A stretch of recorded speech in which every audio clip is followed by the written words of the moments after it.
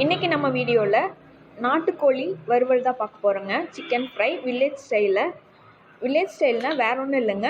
பட்டை, சோம்பு, கிராம்பு இதெல்லாம் எதுவும் யூஸ் பண்ண மாட்டாங்க. சிம்பிளான மெத்தடில் கோழி வறுவல் தான் செய்ய போகிறோங்க. நாட்டுக்கோழி 1/2 கிலோ எடுத்துருக்கேங்க. வரமிளகா, சின்ன வெங்காயம். இப்போ நல்லெண்ணெய் ஊற்றிக்கலாங்க. நல்லெண்ணெய் கொஞ்சம் அதிகமாகவே ஊற்றிக்கலாங்க. ஒரு 3 ஸ்பூன் அளவு ஊற்றிருக்கேன். கடுகு சேர்த்துட்டுங்க. ஃபஸ்ட்டு வரமிளகாயை சேர்த்திக்கலாங்க. வரமிளகா நல்லெண்ணெய் பொரியும் போது நல்ல வாசமாக இருக்குங்க. சின்ன வெங்காயம், கருவேப்பிலை சேர்த்திட்டு நல்லா வணக்கிக்கலாங்க. எண்ணெயிலே நல்லா வணக்கிட்டு அப்புறமா இஞ்சி பூண்டு சேர்த்துக்கலாங்க.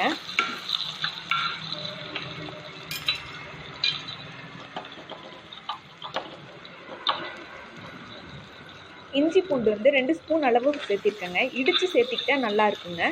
மிக்சியில் அரைக்காமல் இடித்து சேர்த்திக்கிட்டா நல்லாயிருக்கும். இப்போ சிக்கனை சேர்த்திடலாங்க. சிக்கன் எண்ணெயிலேயே நல்லா வணக்கிக்கலாம். நான் மஞ்சள் தூள் போட்டு சிக்கனை நல்லா கழுவி எடுத்து வச்சுருக்கேங்க.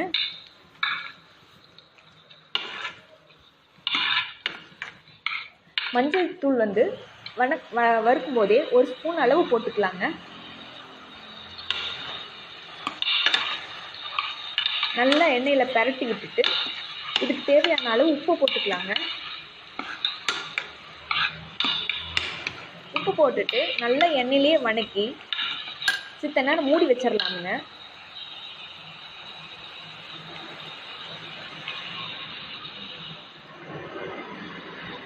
பரட்டி விட்டு மூடி வச்சிடலாம்.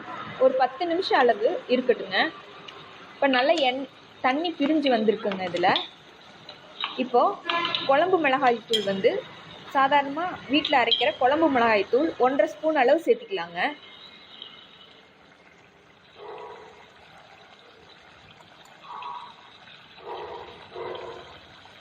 நம்ம இதுக்கு மசாலா தூள் வேறு எதுவுமே சேர்க்க போடுறது இல்லைங்க.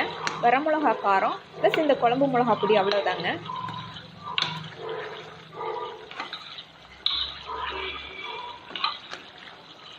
மிளகு தூள் கடைசியாக சேர்த்திக்கலாங்க.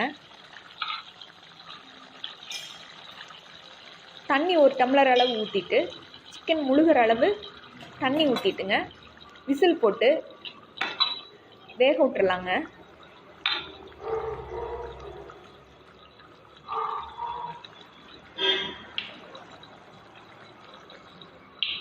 இப்போ நம்ம பட்டை, சோம்பு எதுவுமே சேர்த்துலேனா தான் அந்த நாட்டுக்கோழியோட உண்மையான வாசம் நல்லா இருக்குங்க. நல்லா வெந்துருச்சுங்க. கலரே நல்லா மாறிடுச்சுங்க. இப்போது நம்ம மிளகுத்தூள் சேர்த்துக்கலாங்க. மிளகுத்தூள் சேர்த்தி வேக விட வேண்டாங்க, உடனே இறக்கிடலாம். அவ்வளோதான், நம்மளோட கிராமத்து முறையில் நாட்டுக்கோழி வறுவல் ரெடி ஆயிடுச்சுங்க. இந்த மெத்தடில் செஞ்சு பாருங்கள். செஞ்சு பார்த்துட்டு கமெண்ட்டில் சொல்லுங்கள். இந்த வீடியோ உங்களுக்கு பிடிச்சிருந்துன்னா லைக் பண்ணுங்கள். மறக்காமல் நம்ம சேனலுக்கு சப்ஸ்கிரைப் பண்ணிடுங்க. காரசாரமான சிக்கன் ஃப்ரை ரெடி ஆயிடுச்சு.